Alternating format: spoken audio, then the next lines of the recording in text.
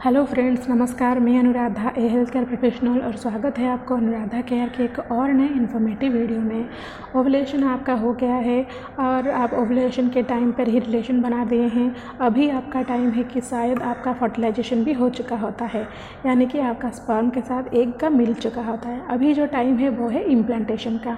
सो implantation के time पर भी आपको बहुत सारा ध्यान रखना होता है, क्योंकि अगर आप कुछ चीज़ों का ध्यान नहीं रखेंगे तो आपका इम्प्लांटेशन फेल भी हो सकता है, और साथ ही साथ जो भ्रूण है या फिर जाइगोट या फिर फर्टिलाइज्ड जो जाइगोट होता है वो एंडोमेट्रियम के लाइनिंग में ना चिपक कर श्रेड हो जाता है, यानी कि मिस्ड एबॉर्शन भी हो सकता है। सो इम्प्लांटेशन कब होता है? इम्प्लांटेशन जो होता है वो ओवुलेशन के बाद 6 दिन या फिर 12 दिन के अंदर होता है। सो इन दिनों आपको अपने शरीर का और ख़ुद का बहुत ध्यान रहना ज़रूरी होता है, क्योंकि सक्सेसफुल इम्प्लांटेशन के लिए कुछ टिप्स फॉलो करना बहुत ही ज़रूरी है। अगर कुछ टिप्स मैं आपको आज बताऊंगी, अगर वो टिप्स आप फॉलो करते हैं तो आपका कंसीव करने का चांस बहुत ज़्यादा बढ़ जाएगा, और आपका जो भ्रूण है और जो एम्ब्रियो है वो सक्सेसफुली इम्प्लांट हो जाएगा।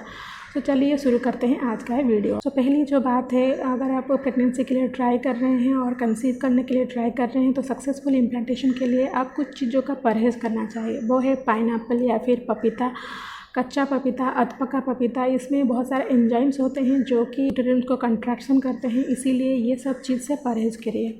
चाय, कॉफ़ी या फिर जो सब गर्म चीज़ होते हैं ये सब भी परहेज़ करिए, क्योंकि चाय और कॉफ़ी बहुत ही हानिकारक होते हैं इम्प्लांटेशन के लिए। अगर आप बाजरा, मछली, रागी या फिर अंडा, ये सब जो हॉट चीज़ होता है, अगर इसे ज़्यादा ले रहे हैं इसका मात्रा भी और इसका क्वांटिटी भी थोड़ा कम कर दीजिए, क्योंकि हॉट चीज़ जो होता है और फिर हीट प्रोड्यूसिंग जो खाना होते हैं वो इतना ज़्यादा अच्छा नहीं होते हैं इम्प्लांटेशन के लिए। इसके साथ साथ जो ड्रम स्टिक, यानी कि जो सजन की चूप बोलते हैं, उसको ड्रम स्टिक को भी अवॉइड कीजिए, क्योंकि ड्रम स्टिक भी बहुत ही गर्म होता है। इसको आप ना ले तो बेहतर है।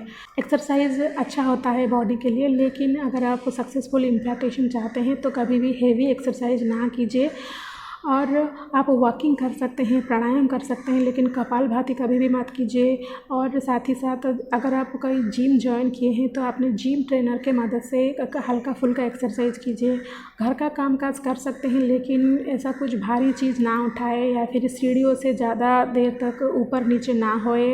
अच्छे से मतलब अच्छे पोजीशन में सोए, अच्छे पोजीशन में बैठे, और साथ ही साथ ऐसा कुछ भी भारी चीज़ ना करें, क्योंकि अगर थोड़ा सा भी कुछ भी गलती के कारण अगर आपका इम्प्लांटेशन फेल हो जाता है तो बहुत ही ख़राब लगता है। तो इसीलिए इन समय थोड़ा ध्यान देना होगा आपको इस सब चीज़ों पर।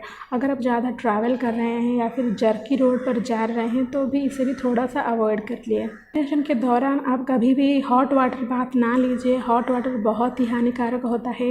एक रिसर्च से पता चला है कि अगर कोई भी महिला इम्प्लांटेशन के दौरान हॉट वाटर बाथ लेता है तो उसका जो इम्प्लांटेशन वो अनसक्सेसफुल हो जाता है, यानी कि जो चिपका हुआ भ्रूण होता है वो भी निकल आता है। इसीलिए आप गुनगुना पानी से नहा सकते हैं, लेकिन कभी भी हॉट वाटर से नहाए मत। और जो चीज़ आपको ध्यान रखना है वो है ज़्यादा मसालेदार चीज़ ना खाइए। ज़्यादा मसालेदार चीज़, गरम मसाला, अजवाइन या फिर इलायची या फिर अदरक, ये सब चीज़ को अवॉइड कीजिए। ये सब चीज़ भी अच्छे नहीं होते हैं इम्प्लांटेशन के लिए। और साथ ही साथ आप स्ट्रेस न मत लीजिए। स्ट्रेस एक चीज़ होता है, अगर आप ज़्यादा स्ट्रेस लेते हैं तो आपके बॉडी में स्ट्रेस हार्मोन रिलीज होता है, जो कि आपके प्रोजेस्टेरोन यानी कि जो प्रेगनेंसी हार्मोन है उससे गिराने में बहुत ज़्यादा मदद करता है। इसीलिए अगर आप स्ट्रेस लेते हैं, एंग्जाइटी लेते हैं, तो आपका प्रोजेस्टेरोन का लेवल गिर जाता है बॉडी में, और इसीलिए आपका इम्प्लांटेशन भी फेल हो सकता है। इसीलिए स्ट्रेस मत लीजिए।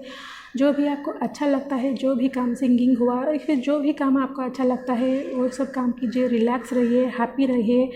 और एक महत्वपूर्ण बात को भी आपको ध्यान देना यहाँ ज़रूरी है कि अब सेल्फ मेडिकेशन मत करें। सेल्फ मेडिकेशन मतलब अगर आपको बुखार है या फिर आपको थोड़ा बहुत जुकाम है या फिर कहीं पर भी बॉडी में पेन है, बहुत सारे महिला क्या होते हैं ना, वो पेन किलर ले लेते हैं या फिर पैरासीटामोल ले लेते हैं या फिर कुछ भी ओवर द काउंटर मेडिसिन ले लेते हैं। लेकिन ये जो NSAID है, यानी कि जो पेन किलर्स होते हैं, ये इम्प्लांटेशन के लिए बिल्कुल भी अच्छे नहीं होते हैं, और इसीलिए आप सेल्फ मेडिकेशन बिल्कुल भी ना कीजिए।